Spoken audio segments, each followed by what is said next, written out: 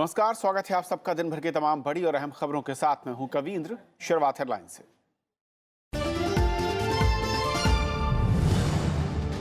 उपराष्ट्रपति एम वेंकैया नायडू ने मातृभाषा में गुणवत्तापूर्ण स्कूली शिक्षा पर दिया जोर। राष्ट्रीय शिक्षक दिवस के मौके पर 45 शिक्षकों को किया सम्मानित। संस्कृति और परंपरा को बढ़ावा देने की कही बात।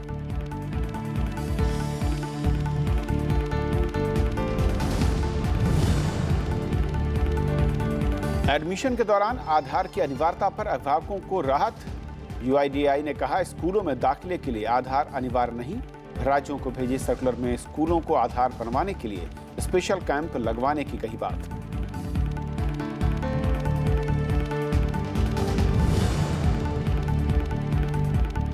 राफेल लड़ाकू विमान को वायुसेना में शामिल करने से भारत को मिलेगी जंग लड़ने की बेमिसाल ताकत। उप वायुसेना प्रमुख एयर मार्शल एबी देव का बयान। राफेल डील की आलोचना करने वालों को तय मापदंडों और खरीद प्रक्रिया को समझने की जरूरत।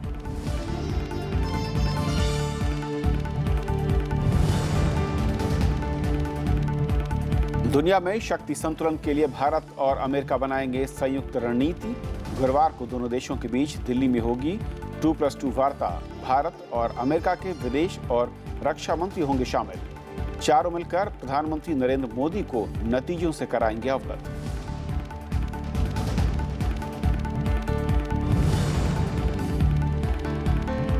प्रतिबंधित माओवादियों के साथ संबंधों के पुख्ता सबूत के चलते हुई 5 कार्यकर्ताओं की गिरफ्तारी। सुप्रीम कोर्ट में महाराष्ट्र पुलिस ने दायर किया हलफनामा।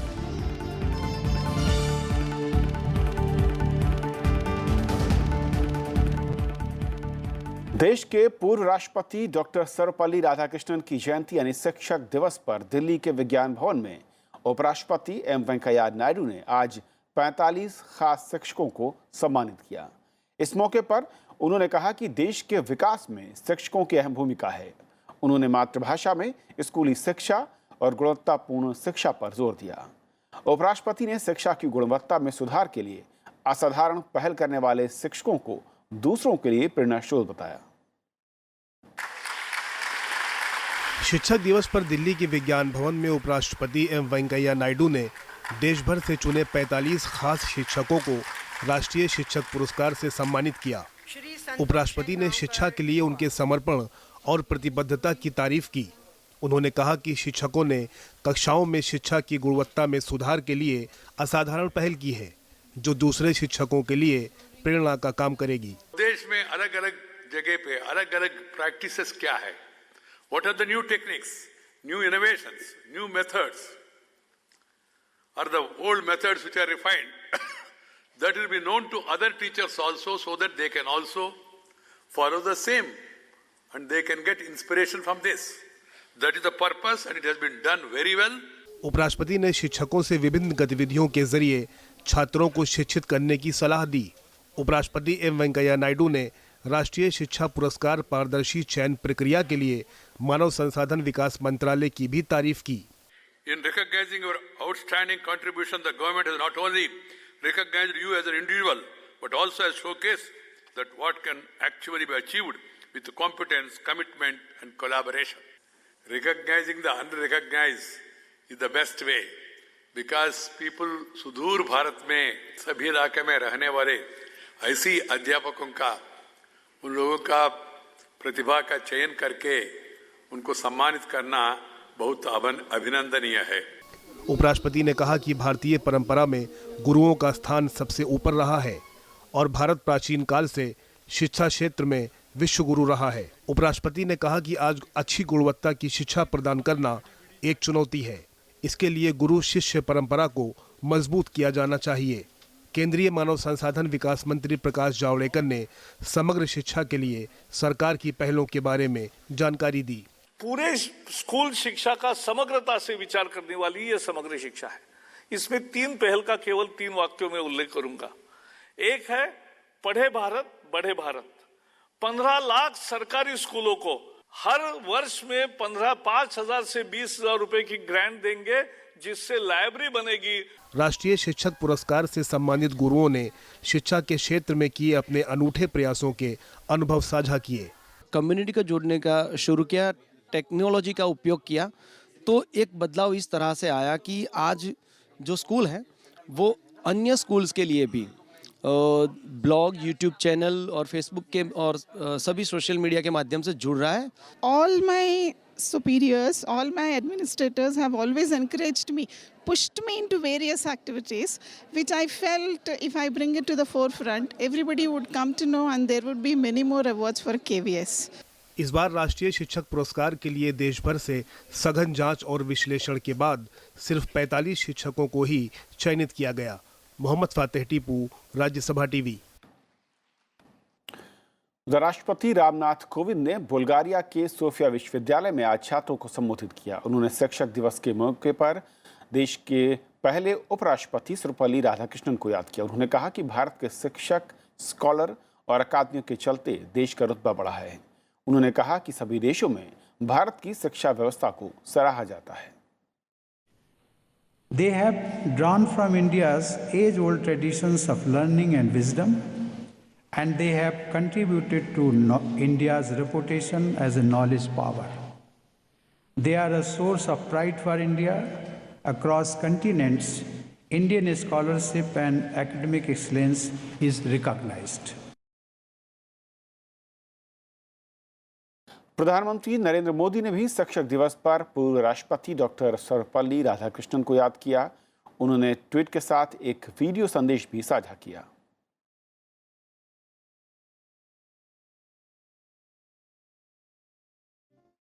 सितंबर भारत के पूर्व राष्ट्रपति डॉक्टर सर्वपल्ली राधाकृष्णन जी का जन्मदिन है। वे राष्ट्रपति थे, लेकिन जीवन भर अपने आप को एक शिक्षक के रूप में ही वो प्रस्तुत करते थे। अच्छा शिक्षक वही होता है जिसके भीतर का छात्र कभी मरता नहीं है। मेरे माँ बाप के बाप यही तो हैं जिसके साथ मैं खुलकर के बातें कर सकता हूँ। ये जो गुरु शिष्य संबंध है जिसमें गुरु अपना जीवन खपा देते हैं, मैं उनको नमन करता हूँ। राष्ट्रपति रामनाथ कोविंद ने बुल्गारिया को भारत के रक्षा क्षेत्र में साझेदार बनाने का न्योता दिया है। बुल्गारिया की राजधानी सोफिया में वहां के राष्ट्रपति रोमेन रादेव से मुलाकात के बाद उन्होंने ये बात कही। दोनों नेताओं के बीच प्रतिनिधिमंडल स्तर की वार्ता हुई। इसके बाद दोनों देशों के बीच 4 सहमति पत्रों पर दस्तखत किए गए। इनमें निवेश, पर्यटन, असैन्य, परमाणु ऊर्जा के क्षेत्र में सहयोग और सोफिया विश्वविद्यालय में हिंदी चेयर स्थापित करना शामिल है। वैज्ञानिक सहयोग बढ़ाने से जुड़े कार्यक्रम पर भी दोनों देशों के बीच सहमति बनी। बुल्गारिया नाटो का सदस्य देश है और वहां का घरेलू रक्षा उद्योग खासा मजबूत है। दोनों देशों के बीच 2016-17 में व्यापार 76% बढ़ा और दोनों देशों ने सतत विकास, पर्यटन और जलवायु परिवर्तन के क्षेत्र में सहयोग बढ़ाने का भी फैसला किया। Bulgaria can become a key partner for India in the defense sector under our Make in India program and in technology-intensive sectors such as IT, logistics and infrastructure under our Digital India and Smart Cities program. Indian companies are also keen to deepen their footprint in the Bulgarian market. Bharat और America के रक्षा और विदेश मंत्रियों की मुलाकात कल दिल्ली में होगी। दोनों देशों के बीच पहली 2+2 वार्ता होगी। विश्व की बदलती परिस्थितियों के बीच भारत और अमेरिका के रिश्तों को नया और ठोस आयाम देने के लिए बैठक हो रही है। अमेरिकी राष्ट्रपति डोनाल्ड ट्रंप के पद संभालने के बाद ये पहला मौका है जब अमेरिका किसी अन्य देश के साथ सकारात्मक तरीके से जुड़ना चाहता है। भारत में ट्रंप की रुचि देखते हुए खुद प्रधानमंत्री नरेंद्र मोदी ने पिछले साल जून में अपनी वाशिंगटन डीसी यात्रा के दौरान दोनों देशों के विदेश और रक्षा मंत्रियों की बैठक का प्रस्ताव दिया था। इस फॉर्मेट में अमेरिका की सिर्फ जापान और ऑस्ट्रेलिया के साथ अब तक बातचीत होती है। गुरुवार को दिल्ली में 2+2 बैठक 3 चरणों में होगी। पहले चरण में जवाहरलाल नेहरू भवन में विदेश मंत्री सुषमा स्वराज अमेरिकी विदेश मंत्री माइक पोम्पियो से मिलेंगी। उसी वक्त साउथ ब्लॉक में रक्षा मंत्री निर्मला सीतारमण के साथ अमेरिकी रक्षा मंत्री जेम्स मैटिस मिल रहे होंगे। दूसरे चरण में दोनों विदेश मंत्री और रक्षा मंत्री एक साथ अपने अपने प्रतिनिधियों के साथ जवाहरलाल नेहरू भवन में संयुक्त बैठक करेंगे। तीसरे चरण में वे सभी एक साथ प्रधानमंत्री नरेंद्र मोदी के साथ मिलकर अपनी बातचीत से अवगत कराएंगे। The strategic issues, bilateral issues, regional issues, in a format of 2+2 is itself a very powerful signal of the growing importance of strategic partnership between India and the US. Bharat और अमेरिका के बीच होने वाली 2+2 बैठक के एजेंडे के 3 पहलू हैं: कूटनीतिक, सैन्य और व्यापार।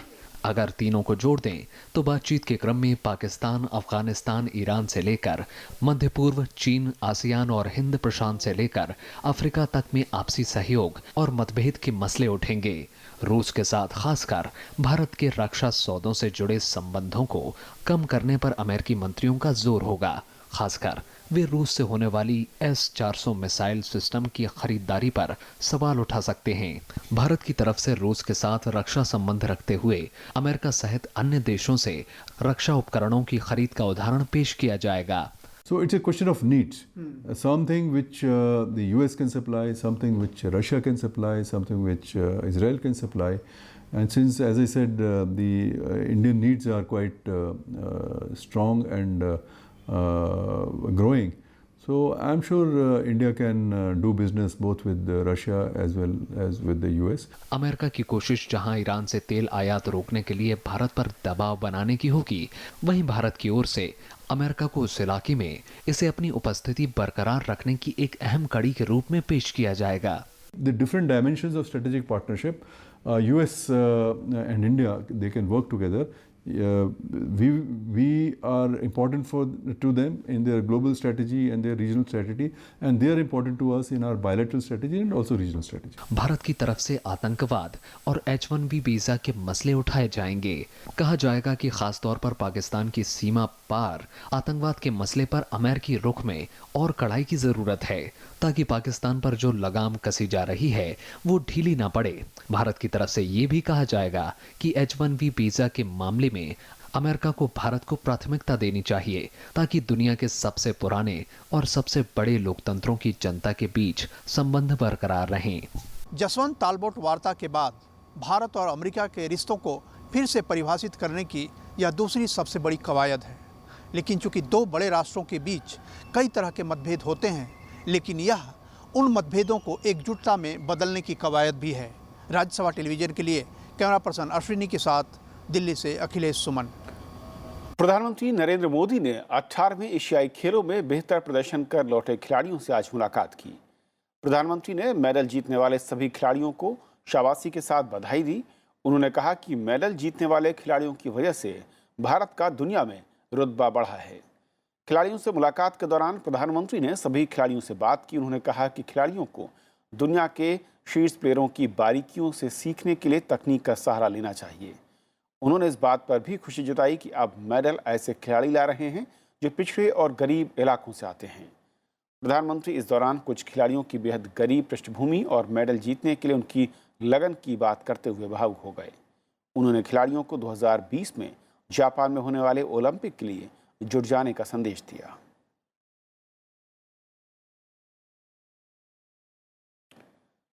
केंद्र और राज्य सरकारों के सभी विभागों में वस्तुओं और सेवाओं की ऑनलाइन खरीद के लिए शुरू गवर्नमेंट ई मार्केट प्लेस के राष्ट्रीय मिशन की आज से शुरुआत की गई।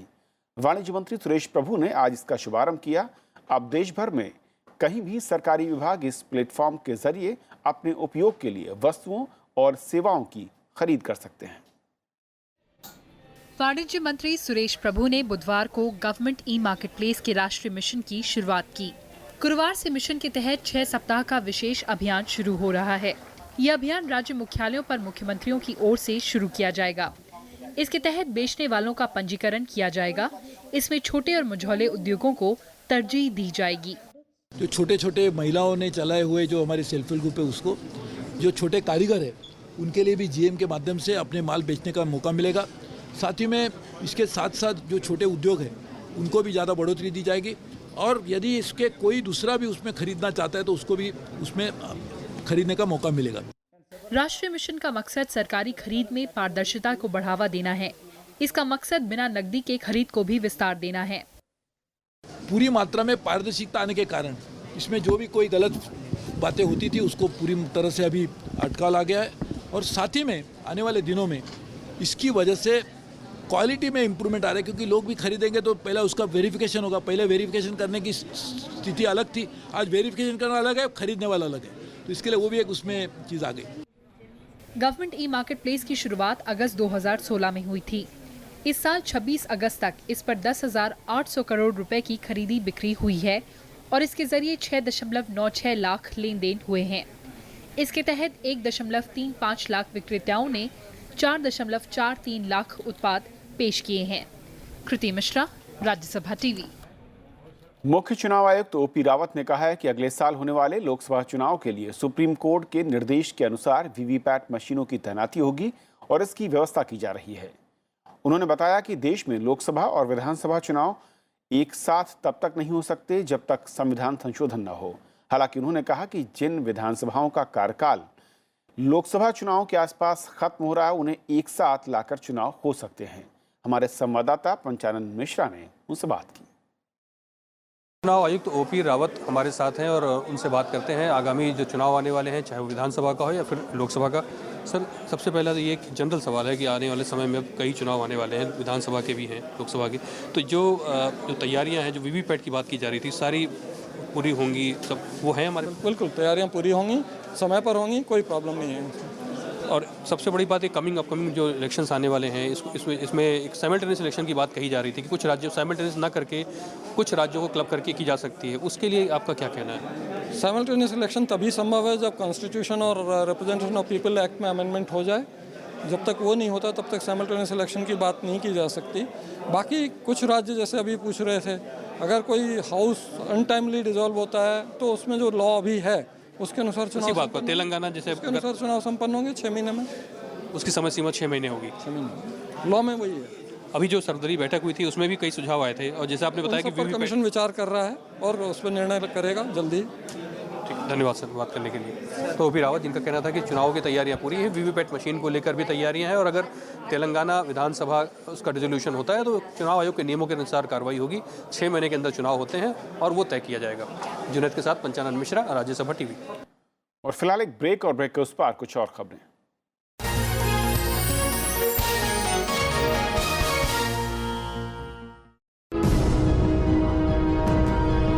भारत के मुख्य न्यायाधीश और उनकी शक्तियां,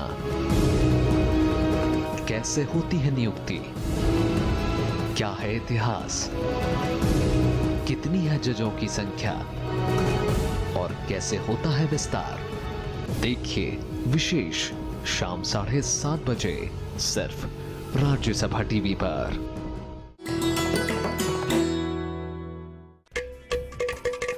घटम प्राचीन दक्षिण भारतीय ताल वाद्य जब बजता है तो सृष्टि के 5 तत्वों धरा, जल, वायु, अग्नि और आकाश के स्वर को इसकी धुन में किया जा सकता है महसूस।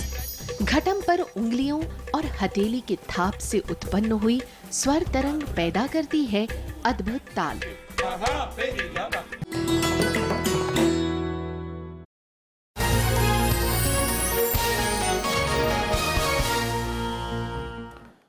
ब्रेक के बाद आपका फिर से स्वागत है। वायुसेना ने राफेल लड़ाकू विमानों को समय की जरूरत बताया है। उप वायुसेना प्रमुख एयर मार्शल एस.बी. देव ने कहा कि ये विमान भारत की युद्ध क्षमता में अभूतपूर्व बढ़ोतरी करेंगे। उन्होंने कहा कि राफेल करार का विरोध करने वालों के पास पर्याप्त जानकारी नहीं है। उन्होंने बताया कि वायुसेना बेसब्री से इन विमानों का इंतजार कर रही है। We find that people don't have the information, okay, and I shouldn't be, speaking. I'm not authorized to volunteer in information, so we just lump it, and it's not, this kind of things. We're just waiting for this aircraft to come. Okay, it's a beautiful aircraft. It's a very capable aircraft, and it's a capability that we need very quickly. उधर supreme court ने Rafale लड़ाकू विमान सौदे पर रोक की मांग वाली याचिका पर अगले हफ्ते सुनवाई की बात कही। याचिका वकील एम.एल. शर्मा ने दायर की है, जिसमें सौदे में कई गड़बड़ियां होने का आरोप लगाया गया है और करार के तहत भारत सरकार फ्रांस से 36 राफेल लड़ाकू विमान खरीदेगी। सुप्रीम कोर्ट ने बुधवार को असम में नागरिकों के राष्ट्रीय रजिस्टर के लिए दावों और आपत्तियों को पेश करने की तारीख को आगामी आदेश तक के लिए टाल दी। जस्टिस रंजन गोगोई और RF नरीमन की खंडपीठ के सामने NRC समन्वयक प्रतीक हजेला की ओर से दावे पेश करने के साथ 15 अतिरिक्त दस्तावेजों में से सिर्फ 10 को स्वीकार किए जाने का सुझाव दिया गया। कोर्ट ने इस पर केंद्र सरकार और अन्य पक्षकारों से 2 सप्ताह के भीतर जवाब मांगा। मामले की अगली सुनवाई 19 सितंबर को होगी। इससे पहले 28 अगस्त को सर्वोच्च न्यायालय ने कहा था कि वो हाल ही में असम के मसौदे NRC में शामिल 10% लोगों के पुनः सत्यापन पर विचार कर सकता है, जो एक स्वतंत्र टीम द्वारा किया जा सकता है। शीर्ष अदालत ने इस मुद्दे पर राज्य NRC समन्वयक से सीलबंद कवर में एक रिपोर्ट जमा करने के लिए कहा था। महाराष्ट्र पुलिस ने कहा है कि भीमा कोरेगांव मामले में 5 कार्यकर्ताओं को माओवादियों से संबंधों के कारण गिरफ्तार किया गया और पुलिस के पास इसके सबूत हैं। महाराष्ट्र पुलिस ने आज सुप्रीम कोर्ट में हलफनामा दायर कर यह दावा किया। महाराष्ट्र पुलिस ने कहा कि गिरफ्तार लोगों के खिलाफ पुख्ता सबूत हैं, जिनसे साबित होता है कि इनका संबंध प्रतिबंधित माओवादी संगठन से है। पुलिस के मुताबिक असहमति वाले विचार रखने के लिए उन्हें गिरफ्तार नहीं किया गया है। इतिहासकार रोमिला थापर समेत 5 लोगों ने गिरफ्तारी के खिलाफ याचिका दायर की है। महाराष्ट्र पुलिस ने 28 अगस्त को कई राज्यों में प्रमुख वामपंथी कार्यकर्ताओं के घरों पर छापे मारे थे और माओवादियों से संपर्क होने के संदेह में इन्हें गिरफ्तार किया गया था। यौन उत्पीड़न के मामले में नालसा के मुआवजे की स्कीम अब सब पर लागू होगी। सुप्रीम कोर्ट ने इस स्कीम को पॉक्सो से मामलों पर भी लागू करने का आदेश दिया। इससे बच्चों को भी इस स्कीम का लाभ मिल पाएगा। मामले की सुनवाई के दौरान कोर्ट ने कहा कि पॉक्सो के मामलों में ये स्कीम 2 अक्टूबर से देश भर में लागू होगी। साथ ही कोर्ट ने देश के सभी स्पेशल पॉक्सो कोर्ट को आदेश जारी कर इस स्कीम के तहत मुआवजा देने को भी कहा है। सुप्रीम कोर्ट ने इस स्कीम को स्पेशल जज और सभी राज्यों को भेजने का निर्देश दिया, जिससे इसकी जानकारी सभी को हो सके। सुनवाई के दौरान ऐसे मामलों की इन कैमरा प्रक्रिया की बात उठी। Unique identification authority of India यानी UIDAI ने कहा है कि आधार न होने की हालत में स्कूल बच्चों के एडमिशन से इनकार नहीं कर सकते। UIDAI के संबंध में राज्यों के सचिवों को एक सर्कुलर भी उसने जारी किया है, जिसमें सभी स्कूलों को सलाह दी गई है कि वो अपने परिसर में आधार बनवाने और अपडेशन के लिए स्पेशल कैंप लगाएं। इस काम के लिए स्कूल स्थानीय बैंक, पोस्ट ऑफिस और राज्य शिक्षण संस्थान और जिला प्रशासन से बात कर सकते हैं। दरअसल ऐसी कई घटनाएं सामने आई जिसके आधार न होने पर बच्चों को एडमिशन देने से इनकार किया जा रहा था। लिहाजा अथॉरिटी ने साफ किया कि आधार के अभाव में किसी बच्चे को उसके अधिकार या फायदे से दूर न किया जाए। इस तरह की मनाही अमान्य है और कानून इसकी इजाज़त नहीं देता। CBI ने आज तमिलनाडु के स्वास्थ्य मंत्री C. विजयभास्कर और TGP के राजेंद्रन के आवास पर तलाशी ली। ये तलाशी गुटखा घोटाला मामले में हुई है। राज्य में करीब 40 परिसरों पर तलाशी अभियान चलाया गया। इनमें स्वास्थ्य मंत्री और DGP के आवास भी शामिल हैं। ये मामला पिछले साल 8 जुलाई को सामने आया था और तब आयकर विभाग के अधिकारियों ने पान मसाला और गुटखा बनाने वालों के घरों, गोदाम और कार्यालयों पर छापे मारे थे। इन पर टैक्स चोरी के आरोप हैं और छापों के दौरान कथित तौर पर डायरी बरामद हुई थी, जिसमें कुछ लोगों के नाम थे जिन्हें घूस दी गई थी।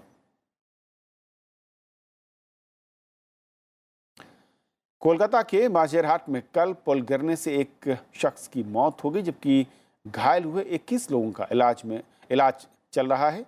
माझेरहाट रेलवे स्टेशन के पास ये ब्रिज बना था और ये पुल करीब 50 साल पुराना था। पश्चिम बंगाल की मुख्यमंत्री ममता बनर्जी ने इसकी जांच के आदेश दिए हैं। पश्चिम बंगाल सरकार ने हादसे में मारे गए लोगों के परिवार के लिए 5 लाख रुपए और घायलों के लिए 50,000 रुपए की घोषणा की है। एक्सपर्ट्स के मुताबिक मरम्मत न होने के चलते ये हादसा हुआ है। उपराष्ट्रपति एम वेंकैया नायडू ने कहा है कि संविधान का पालन करना सबका दायित्व है। वो आज विद्युत चक्रवर्ती की किताब कॉन्स्टिट्यूशनलाइजिंग इंडिया का विमोचन करने के बाद बोल रहे थे। उन्होंने कहा कि संविधान का हर पक्ष ध्यान में रखकर बनाया गया है। उन्होंने कहा कि डॉक्टर भीमराव अंबेडकर के साथ सरदार वल्लभ भाई पटेल ने भी संविधान बनाने में अहम योगदान दिया और अल्पसंख्यकों, आदिवासियों को भी ध्यान में रखा गया। Sagacious words of Dr. Ambedkar, which are relevant today as when he had spoken. He said, however good a constitution may be, If those who are implementing it are not good, it will prove to be bad. However, a bad constitution may be, if those implementing it are good, it will prove to be good. Japan में पिछले 25 साल का सबसे शक्तिशाली तूफान जेबी की वजह से 11 लोगों की मौत हो गई, जबकि 400 से ज़्यादा लोग घायल हैं। राहत और बचाव का काम बड़े पैमाने पर जारी है। तूफान के चलते बड़े पैमाने पर परिवहन सेवाएं प्रभावित हैं और उड़ानों के साथ रेल सेवाओं को भी रद्द करना पड़ा। विमानन कंपनियों ने 700 से ज़्यादा उड़ानें अब तक रद्द कर दी हैं। व्यस्त हवाई अड्डों में से एक कंसाई अंतर्राष्ट्रीय हवाई अड्डे पर कल रात तूफान की वजह से हज़ारों यात्री फंसे हुए हैं, जहां हज़ारों लोगों को नाव की मदद से अब बाहर निकाला जा रहा है। तूफान की वजह से उठ रही ऊंची लहरों ने हवाई अड्डे के रनवे और बेसमेंट में बाढ़ जैसे हालात पैदा कर दिए। तूफान के चलते जापान के कांसा इलाके में रहने वाले करीब 12 लाख से ज़्यादा लोगों को अपना घर छोड़कर जाने की सलाह दी गई है। तो इस बुलेटिन में फिलहाल इतना ही। नमस्कार।